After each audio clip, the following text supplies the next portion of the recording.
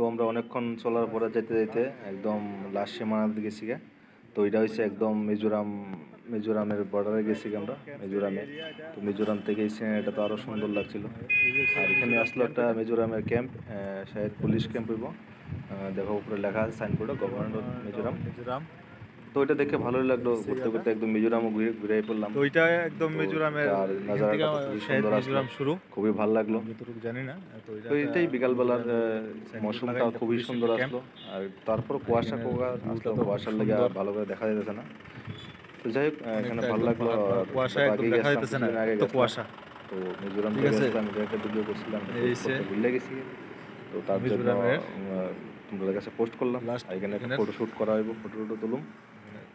কারণ মিজোরামে আইসি যেহেতু এই ফটো সে টটো লাস্ট তুলতে হয়। Finishing line. তো ওইটাই কেমন লাগলো তোমরা আর অবশ্যই জানাইবা। আর আমার কাছে তো জায়গাটা মানে যারা গেছো না একবার অবশ্যই গিয়ে ভিজিট করে আইবা জম্পইলে। কারণ খুবই একদম সুন্দর, এত সুন্দর কি বলবো, গেলেই বুঝতে পারবা। চলো টাটা বাই বাই, সবাই ভালো থাকো।